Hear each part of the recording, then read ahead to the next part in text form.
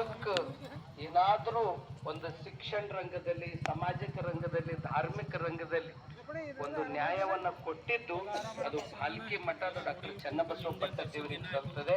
ಅದೇ ಪರಂಪರೆಯನ್ನ ಮತ್ತೆ ಒಂದು ಜಾಗತಿ ಮಟ್ಟಕ್ಕೆ ಮುಟ್ಟಿಸಿದ ಶ್ರೇಯಸ್ಸು ಪರಮ ಪೂಜ್ಯ ಡಾಕ್ಟರ್ ಬಸವಲಿಂಗ ಪಟ್ಟದೇವರಿಗೆ ಸಲ್ತದೆ.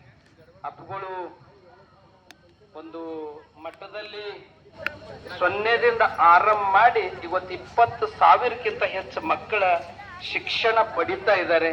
ಅನಾಥಾಶ್ರಮ, ವೃದ್ಧಾಶ್ರಮಗಳು, ಗೋಶಾಲೆ, ಅನೇಕ ಸೇವಾ ಕಾರ್ಯದಲ್ಲಿ ಪರಮ ಪೂಜ್ಯರ ಒಂದು ವಿಶೇಷ ಸೇವಾ ಇದೆ.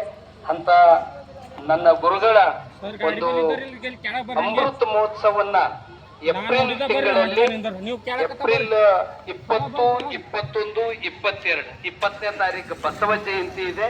ಹೀಗಾಗಿ ನಾವು ಬಸವ ಜಯಂತಿ, ಚನ್ನಬಸವ ಪಟ್ಟದೇವರ ಸಮನೋತ್ಸವ ಹಾಗೂ ವಚನ ಜಾತ್ರೆ, ಪರಮ ಪೂಜ್ಯರ ಒಂದು ಅಮೃತ ಮಹೋತ್ಸವನ್ನ ನಾವು ಆಯೋಜನೆ ಮಾಡಿದ್ದೀವಿ. ಏಪ್ರಿಲ್ 1ನೇ ತಾರೀಕಿನಿಂದ ಪ್ರವಚನ, ಯೋಗ, ಪಾರಾಯಣ, ರಾಷ್ಟ್ರ ಮಟ್ಟದ ವಾಲಿಬಾಲ್ ಪಂದ್ಯಾವಳಿ ಏಪ್ರಿಲ್ 10, 11, 12 ವಿಶೇಷ ಕಾರ್ಯಕ್ರಮಗಳು 20, 21, 22 ನಡೀತವೆ. ಈ ಕಾರ್ಯಕ್ರಮ ಈಗಾಗಲೇ ಸಕಲ ಸಿದ್ಧತೆ ಆಗಿದೆ. ರಾಷ್ಟ್ರಪತಿಯವರು ಕೂಡ ಬರ್ತಕ್ಕಂಥ ನಿರೀಕ್ಷೆಯಲ್ಲಿ ಇದ್ದೀವಿ. ಅಲ್ಲಿಯೂ ಕೂಡ ಹೋಗಿ ಬಂದಿದ್ವಿ. ಈಗಾಗಲೇ ಪೂಜ್ಯ ಡಾಕ್ಟರ್ ಮಹಾದೇವಮ್ಮ ತಾಯಿಯವರು ಸಾಕಷ್ಟು ಹಳ್ಳಿಗಳಲ್ಲಿ ಬಂದು ಜ್ಯೋತಿಯನ್ನ ಕೊಟ್ಟಿದ್ದಾರೆ. ನಿಮಗಿದೇ ಒಂದು ಆಮಂತ್ರಣ.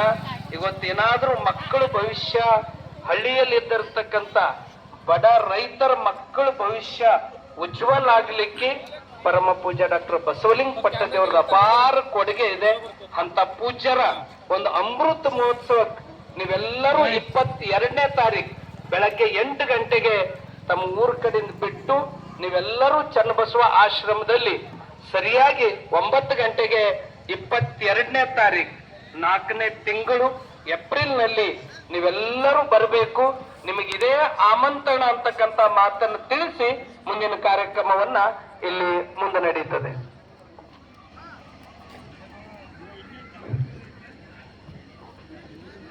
ಶ್ರೀ ಗುರು ಬಸವಲಿಂಗಾಯ ನಮಃ. ಈ ಮುಂದಿನ ಕಾರ್ಯಕ್ರಮ 7ನೇ ತರಗತಿಯ ವಿದ್ಯಾರ್ಥಿಗಳು ನೆರವೇರಿಸಿಕೊಡ್ತಾ ಇದ್ದಾರೆ. ಸೋನಿ, ಸೂರ್ಯಕಾಂತ್ ಹಾಗೂ ನಿವೇದಿತ ರೇವಪ್ಪ. ಈ ಇಬ್ಬರು ಮುಖ್ಯ ವಿದ್ಯಾರ್ಥಿಗಳು ನಿಮ್ಮ ಅಮೂಲ್ಯವಾದ ಹಸ್ತದಿಂದ ಒಂದು ಸಾರಿ ಎಲ್ಲರೂ ಜೋರಾಗಿ ಚಪ್ಪಾಳೆ ತಟ್ಟಬೇಕು.